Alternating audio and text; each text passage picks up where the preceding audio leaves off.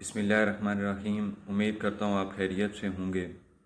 موجودہ سیلابی صورتحال کے بارے میں مختصر بات کروں گا، برائے کرم میری بات آخر تک ضرور سنیے گا۔ سورہ حدید آیت نمبر 22 میں اللہ تعالیٰ فرماتے ہیں کہ کوئی مصیبت ملک پر اور خود تم پر نہیں پڑتی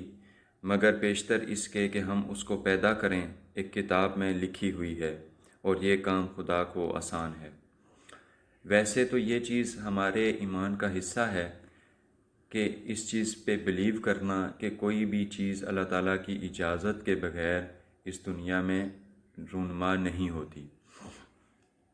اور یہ آیت پڑھنے کا خصوصی مقصد یہ تھا کہ خاص طور پہ جو موجودہ صورتحال سے یہ ملک گزر رہا ہے اس کے بارے میں صرف یہ بتایا جائے کہ یہ جو ہے یہ اللہ تعالیٰ کے علم میں ہے، اللہ تعالیٰ کے اذن سے ہے، اور اللہ تعالیٰ کے ہاں یہ چیز نوٹڈ ہے۔ تو کوئی بھی مصیبت جیسے سے میں آیا ملک پر یا کسی انڈیویجول پر نہیں آتی اس سے پہلے کہ وہ اللہ تعالیٰ کے ہاں لکھی ہوتی ہے۔ تو ہم اس کی وجوہات کے اوپر تو بحث نہیں کریں گے کہ کیا وجوہات ہیں کیا نہیں ہیں، اس کا بھی قرآن نے وجوہات بتائی ہیں، مگر دو بنیادی چیزیں اور دو ایسے گروہ جن کی اس میں آزمائش ہے، ایک وہ جو اس صورتحال سے گزر رہے ہیں، اور دوسرا وہ جو اس سے محفوظ ہیں اور اس ملک میں بسنے والے ہیں، تو ان کی بھی آزمائش ہے۔ تو وہ جو اس سے متاثر ہوئے وہ تو ڈیفینیٹلی ان حالات سے گزر رہے ہیں، وہ تو صبر کریں گے تو اللہ تعالیٰ ان کو اس کا اجر دے گا، یا جو مصیبت ان کے اوپر گزری ہے اللہ تعالیٰ ان کو اجر اس کا عطا کرے گا اگر وہ اس کے بتائے ہوئے طریقوں کے مطابق صبر کا مظاہرہ کریں گے۔ دوسرا گروہ جو ہے جو اس وقت محفوظ ہے ان کی بھی بہت بڑی آزمائش ہے۔ اس حال میں جب لوگوں کے پاس رہنے کے لیے جگہ موجود نہیں ہے، لوگوں کے پاس چھت نہیں ہے، لوگوں کے اہل و عیال فوت ہو گئے ہیں اس سیلاب کی وجہ سے، یا لوگوں کو کہیں رہنے کی جگہ نہیں ہے، تو ایسے حال میں ہمارا فرض بنتا ہے کہ ہم جس قدر ہو سکے مالی امداد اور دوسرا ویسے اپنا وقت دے کے اپنی ایفرٹس دے کے تو ان لوگوں کی مدد کریں۔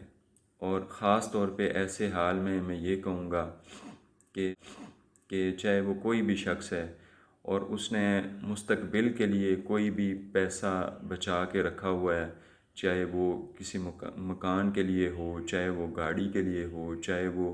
شادی کے لیے ہو، چاہے کسی بھی ایونٹ کے لیے ہو، تو میرے خیال سے یہ بہت بڑا گناہ ہے کہ وہ اس چیز کو اس حال میں بھی اپنے پاس محفوظ رکھے کہ میں 5 سال بعد 10 سال بعد میں اس کو یہاں پہ انویسٹ کروں گا یا میں نے یہ کام کرنا ہے، کیونکہ اللہ تعالیٰ کے ہاں کسی چیز کی کمی نہیں ہے۔ اگر اس وقت آپ لوگوں کی مدد کریں گے اسی پیسے کے ذریعے اور اپنے ٹائم کے ذریعے اپنی ایفرٹس کے ذریعے،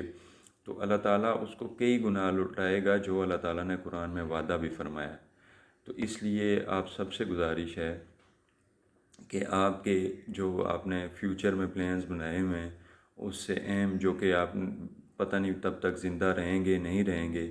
کہ مکان بنانا ہے، شادی کرنی ہے میں نے، یا فلانا پروجیکٹ آپ نے ذہن میں رکھا ہوا ہے، تو اس سے ضروری آج یہ ہے کہ لوگوں کو جو ہے وہ کھانا میسر نہیں ہے، لوگوں کو رات گزارنے کے لیے کوئی شیلٹر نہیں مل رہا، لوگوں کو ایون کہ دفنانے کے لیے بھی جگہ میسر نہیں آ رہی۔ تو ایسے حالات میں آپ کو اور ہم سب کو چاہیے کہ صرف جو ہماری بنیادی ضروریات ہیں اس کے لیے جو ہم نے رقم رکھی ہوئی ہے، وہ اس کے علاوہ جو بھی رقم ہے وہ ہم ان لوگوں کی امداد کے لیے خرچ کریں، اور ان لوگوں کی امداد کے لیے نکلیں، اپنی دکانیں بے شک کچھ ٹائم کے لیے بند کر لیں، اپنا وقت ان کو دیں، اپنی ایفرٹس ان کو دیں، اور انشاءاللہ اللہ تعالیٰ نے جیسے وعدہ بھی فرمایا، اللہ تعالیٰ جو ہے وہ ایک بہتر صورت میں اجر کی صورت میں اس دنیا میں بھی اور آخرت میں بھی انشاءاللہ عطا کریں گے۔ اور جو نہیں نکلیں گے اور اپنی رقم پھر بھی سنبھال کے رکھیں گے تو ڈیفینیٹلی اللہ تعالیٰ اس چیز پر قادر ہے کہ اللہ تعالیٰ کسی پر بھی کسی وقت بھی کسی طرح کا عذاب بھیج دے۔ تو ہمیں اللہ تعالیٰ سے ڈرتے رہنا چاہیے اور اس صورتحال میں جس قدر بھی ہو سکے لوگوں کی مدد کے لیے نکلنا چاہیے۔